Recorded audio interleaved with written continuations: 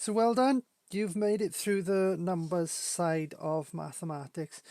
There might be a couple of other videos popping up on it. For instance, there'll be surds for the higher tier and compound interest, but we're plonking away into the algebra now. What exactly is algebra?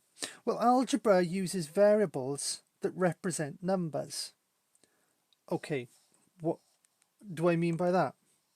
Well, basically, it's using letters to represent numbers. Remember that we tend to use algebra in everyday life. For instance, if you look at this 50p piece, what do you see when you look at it? You see the number 50. However, if maybe a baby looked at it, they'd see a shiny metal thing, it's quite big, and it's got like square sort of flat sides to it. It's not actually the number 50. It's representative of the number 50. Now consider the same thing with using letters, and that's the principle of algebra. If I had the letter X, which is the most common one, X is the same as a number. So I can replace X with that number, or I can replace that number with X. Another example here of where we use algebra in real life, we've got a crate of oranges. In this case of 10 oranges. So that crate from the outside, I can't see the oranges inside it. I can't count them. And yet I know that there are 10 inside there. That crate represents 10 oranges. So if I had 4 crates, I've got 10 times 4, I've got 40 oranges. It's a weird concept because you're not actually counting the number of oranges there are. You're not opening the crates and going 1, 2, 3, 4, 5, 6, 7, 8, 9, 10, 11, 12, and so on. What you're doing is, I know there are 4 crates, I know they all contain 10, 4 times 10 is 40. That's exactly the same thing in algebra, except for instead of a coin representing a number or a crate representing a number, a letter represents the number. I could then suddenly change the value of that crate. Maybe the store which transports them over has suddenly decided there's going to be 20 per crate. I can look at that, and instead of breaking them open and counting them all, I just simply do 20 times 4, because there are 4 crates, which is 80 oranges. So it's a much quicker way to do things. If I know that they're the same amount per crate, that crate represents a number to me, just like a letter would represent a number to me in algebra. So there are different terms that you'll come across. A variable is a letter that represents a number.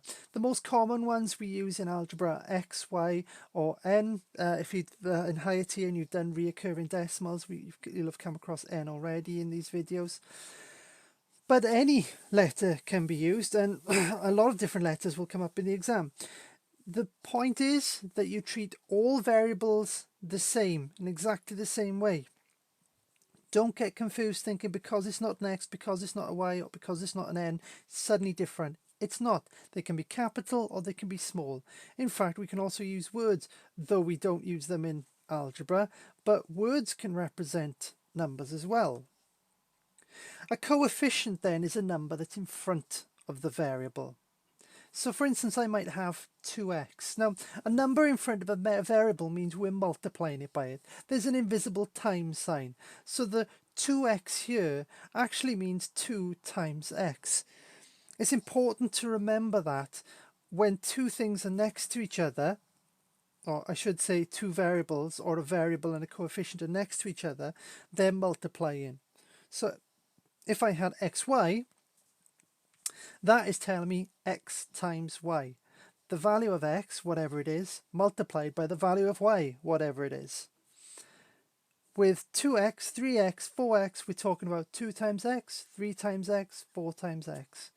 And it's important to remember that times, because in things like BIDMAS, where we have to know which operators to use first, that times sign will be one of the clues we use to do I do multiplication before addition and so on? And we know in BIDMAS that multiplication comes first. So it's important to remember that there's a times sign there. A constant then. A constant is a number on its own being added or subtracted on.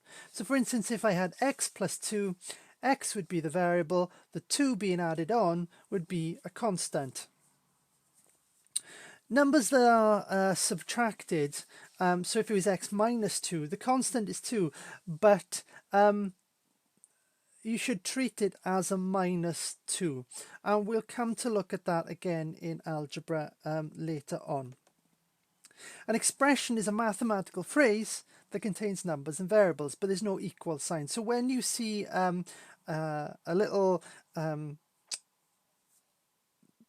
series of variables, operators, and constants, but there's no equal sign, that's an expression. So in this case, 2y plus 3 is an example. There's an operator, plus, there's a constant, 3, and there's a variable with a coefficient in front of it, 2y, but there's no equal sign. If there is an equal sign, where it's saying that two expressions are equal, then it's an equation. So in this case, 4y is equal to 8. But if it's showing the relationship between two separate variables, so if you look at the one in the equation, there was only the y in there. Yeah, there was no other type of variable. And down here, this statement by here shows the relationship between y's and x's. I can work out how many x's one y is worth, or how many y's one x is worth, because both the variables are in there and they're going to be on different sides of the equals. So that's when we call it a formula. So an equation is when we're saying that two things are equal. Basically there's an equal side, but it's only one variable there. It'll be equal to a number and so on. Whereas in a formula, there's the equal sign, but it's relating two or more variables to each other.